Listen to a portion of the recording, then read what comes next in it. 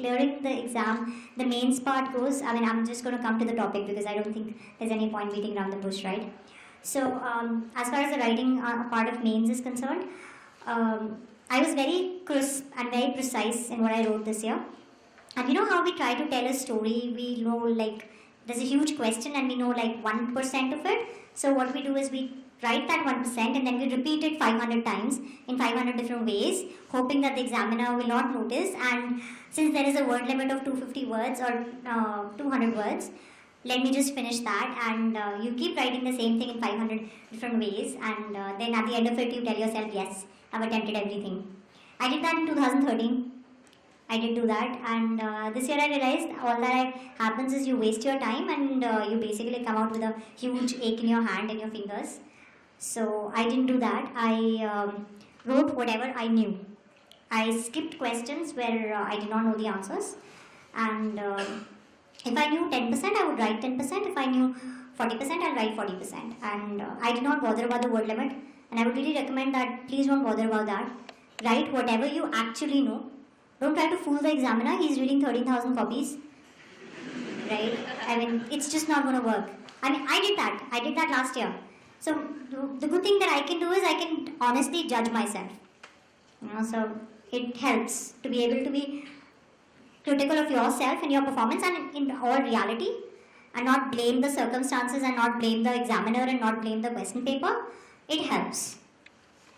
Yeah, you can at least improve yourself, right? You can't improve the external circumstances. So work with that.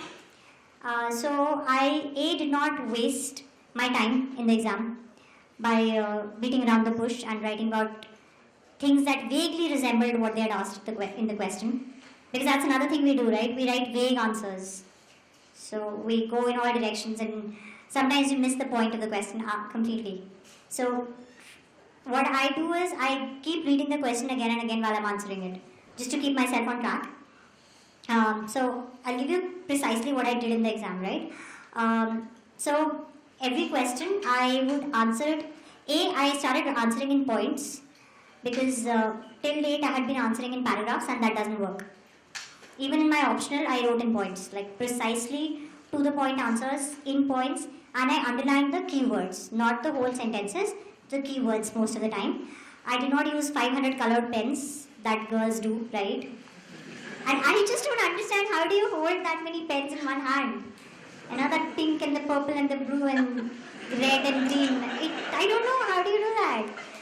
I can't. So I underlined most of the things either in a pencil if I had a minute spare, or with the same pen that I was writing. In fact, I did that with the diagrams as well.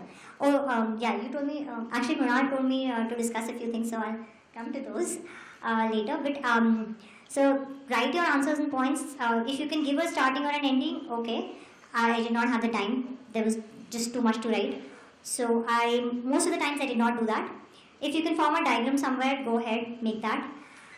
Especially, geography type of questions, or there you kind of have to most of the time. And even in paper 3, I think you can make some diagrams. Or then, what else? So yeah, that's about it. I mean, don't lie to the examiner, he's not an idiot. We need to respect their intelligence. We need to understand that they've read too many of them. I mean, we're not the smart ones appearing. Let's not overestimate how much we can fool people. So don't do that, and that's pretty much what I did. Appearing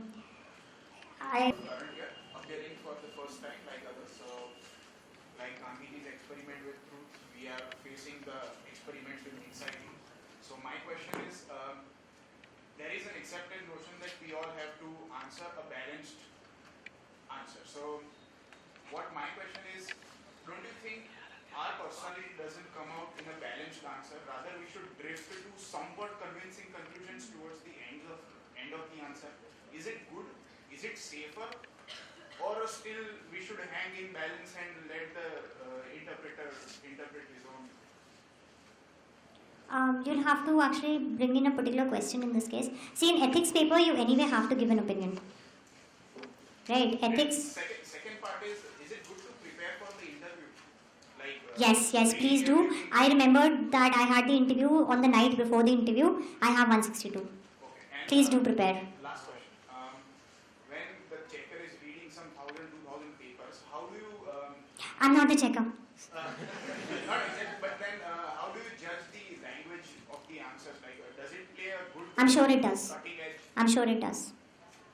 But don't write too complicated words. I did that once, I didn't get the marks. So you have to kind of do a better than medium job, but not a superb job. I mean, don't write Shakespeare in English. Doesn't work. I tried that. It didn't work. Yeah. Excuse me, ma'am. एक minute, एक सवाल ma'am, आपने जो भाई जो पूछ रहे थे कि बैलेंस जवाब लिखना चाहिए कि कोई ओपिनियन बनाना चाहिए, यू आस्क की कोई स्पेसिफिक सवाल आप बताइए. So with your permission I would like to show. हाँ जी. नहीं, बट एथिक्स के पेपर में तो है ही है ना, anyways.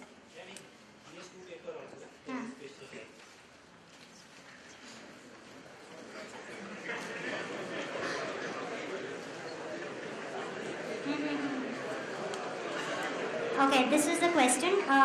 Do government schemes for uplifting vulnerable and backward communities by protecting required social resources for them lead to their exclusion in establishing business in urban economies?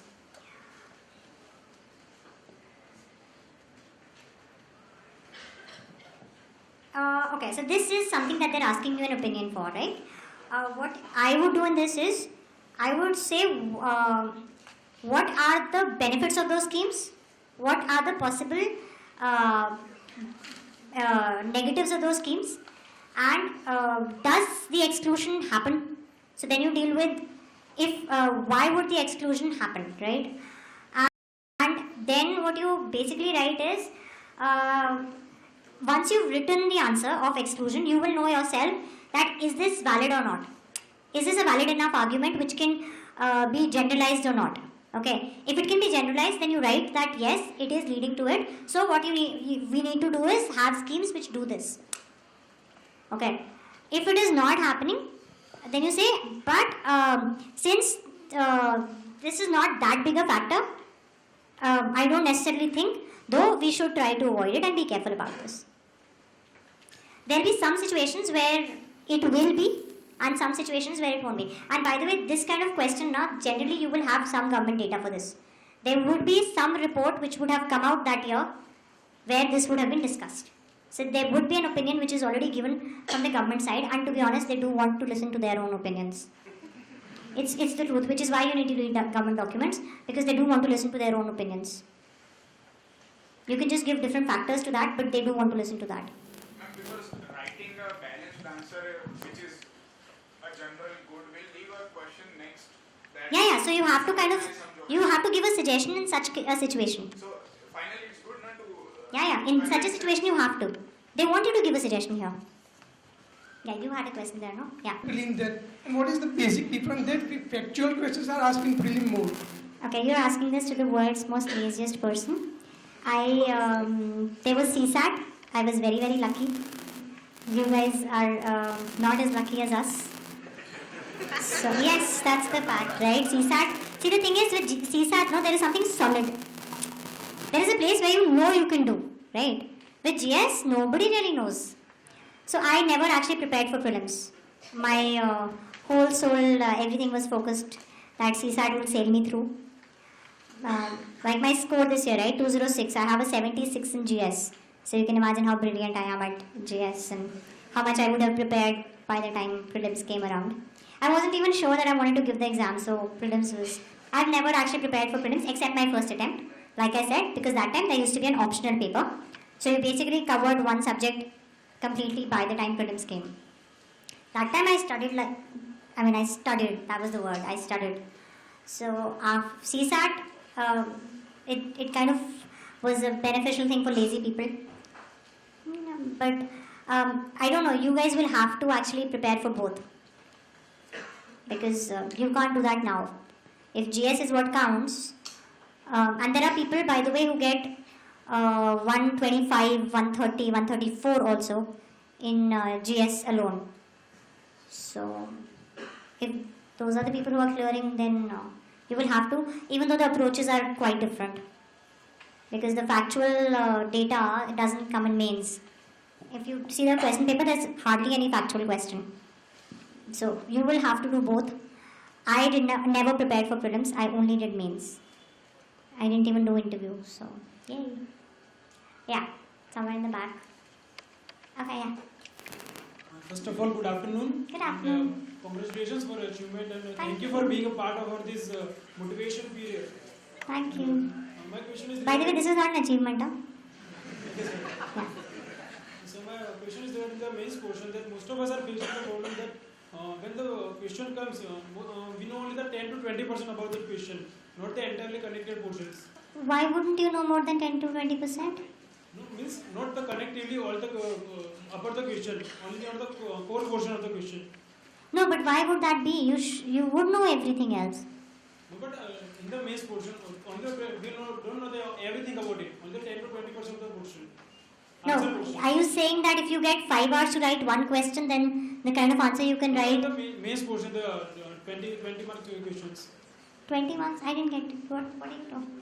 In the mains portion, 20 mark question, if you facing that we know only the 10% about the question, the answer, not the entire answer. So it is better to skip the question or to attempt Okay. the 10%. Attempt the 10%. Yeah. But don't try to make that 10% into 250 words. Yeah, that's the question. No. Write the 10%. Maybe the examiner is feeling generous, he'll give you half a mark or 1 mark. See, considering we all get marks in 50s and 40s and 60s, I'm sure they don't give us more than 2, 3, 4 marks, right? If there are 25 questions and we are getting 60 marks, then they're not giving us more than 2, 3 marks, right? So, anyways, it's better to write the 5-10% if you know, but don't make a story out of that. Don't make the whole answer out of that. Okay, so That'll irritate. if it is a 250 word question, so 40-50 word is enough. Sorry? 40-50 word will be enough for, if it is a 250 word question. Just write whatever you know. Okay, if it's 10%, write that. Whatever it is, just write that and don't stretch it. Don't, you know this much, but don't try to make it stretch. Rubber band nahi hai aapka answer. Yeah. Yeah, you had a question there, no? Yeah. Can you please discuss your strategy for a geography optional subject? I don't think that's relevant to most of the people here, no? So you talk to me later. Or I'm gonna do a post about my whole geography optional topic And wise. then, it will be helpful if you discuss your approach towards optional. Okay, I studied almost 35 to 40 books for the optional. That's my approach. I have no idea where so last year I drew Amarnath in China, and I exchanged Kandla and Mundra ports, and so I'm terrible at map, like terrible, which is quite. It's not the logical thing to do if you're giving geography optional to not be great at map. But they've been asking very vague places, and you can't even find them on Google most of the time. Most of the places it's very tough to find them on Google. I've attempted so many times, but nothing happens. And for my optional, my basics are very, very strong. I can actually teach you geography just like this. In probably 3 hours, I can teach you enough for the prelims of this thing. For my optional, I have really struggled and studied. I've done loads of material, loads of books. Every single topic, I've done it almost 10-12 times by now. So I don't know what strategy you want particularly. I mean, you wanted me to tell you that it's okay to do it once and do 5 books. There are people who clear by that, I think, but I'm not. I've done a lot. For my optional, I really did. Yeah. My question is, while we are writing the mains, we used to write in paragraph because we can count the numbers of words. But while we are thinking about the flow charts, diagrams, and point wise, so how can we manage the numbers? Why do you need to? Have you read the question paper? It clearly says, do not worry about the word limit. It clearly says that. I used to do the same thing. वही तभी ना IT Act 250 words दिखने थे 200 words दिखने थे तो लिखती रही मैं. This is something that I did this year. I did not worry about the word limit at all. So it could have been a 400 word answer and it could have been a 150 words answer also. as long as I wrote concrete points. Yeah. There was a question in paper 4 about conflict between development and environment. Now we can analyze in paper 3. But what is the approach in paper 4? I did the exact same answer that I wrote in paper 3. Okay, so there is no different approach ethically. Why would there be an ethically different approach in paper 3? Paper 3 में ethically क्यों different होगा? Was my question is if there is No, my paper 4, हाँ. so do we have to write any ethical suggestion or ethical approach? But you have to write an ethical thing in any other paper also, na? Why just paper 4? All the other papers have to be ethical as well. Why should that answer be different? But in paper 3 we analyze economically and society. But you do that in paper 4 also. Why will you not do that in paper 4? I mean, see, it's about being practical. I mean, I'm practical. That's what I do. I would analyze it from all perspectives in all the papers. You're welcome. Normally mains question में अभी critical analyse summarise analyse है ना? Questions आते हैं उसके हाँ। Regarding एक general idea चाहिए थी प्रो कॉन्स और ओपिनियन हाँ, तो उसमें रैशनल आइडिया कौन सा रहेगा मैं समझी नहीं. अगर कोई क्वेश्चन पूछता है कि डेवलपमेंट वर्सेस इकोलॉजी हम्म, प्रो कॉन्स ओपिनियन तो उसमें आपको कौन से टुवर्ड्स जाना है means negative approach positive approach या रैशनल अप्रोच रैशनल अप्रोच लोगे ना आप नेगेटिव और पॉजिटिव दोनों ही क्यों बनोगे? See over optimism and over pessimism are both bad. Realistic approach रखो, जो डुएबल है उसको डुएबल बनाओ. आप ये तो कहोगे नहीं कि सारी ह्यूमैनिटी को मार्स पे एक्सपोर्ट कर देते हैं, है ना? तो रैशनल अप्रोच रखो. या let's assume that the examiner is also rational. Let's go with that assumption कि सेंसिबल इंसान आपके आंसर पढ़ने वाला है.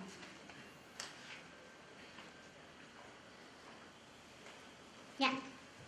We saw a pattern that even the questions from static subjects like history and art and culture, they are linked to current affairs. Like that question of town planning, which was linked to Harappan civilization. Can you tell some insights about how to relate current topics with static subjects? There is no strategy to that you will have to see. There is a gap in our way of studying. When we study something, we study in silos. If I'm studying history, I will study it like मेरे को ये mug up करना है, ये history है. You don't actually create a world in your head. Okay. So what you need to do is you need to create a world in your head when you're studying and connect everything to that. All your history is actually your current day economics and polity. Because वो सब वहीं से आया है ना. And geography has the मतलब geography has been the reason why history happened the way it did. So you can't study in silos anymore anyway. You have to connect the whole world together. I'm Nidhi. Hi, Nidhi. I'm really glad to listen to you and thank you. really talking to you. So you've given four attempts. So I want to ask you what did you learn from each attempt? What all mistakes you made which you want So us not one to was answer writing. That was also incremental, So the first time I did the essay brilliantly wrong, right? So I did answers में ना I couldn't. So to be honest ना अपने answers की गलती तो मुझे third attempt के बाद ही पता चली है. Okay. So because बाकी time I was writing and I was improving my content. And जैसे फर्स्ट टाइम के ऐसे के बाद आई इम्प्रूव माई ऐसे इन द सेकेंड अटेम्प्ट कि ये नहीं करना है, ठीक है? language matters, right? Yeah, language matters. But then I had language in my first attempt also. I didn't really build my language between the attempts. Okay. So one thing I have done in my life, which I'm very glad I did, was I have read almost 1,500 novels. Yeah, between my class 7th and 2nd or 3rd year of engineering. Okay. I used to finish two novels a day or something like that. So I've read lots.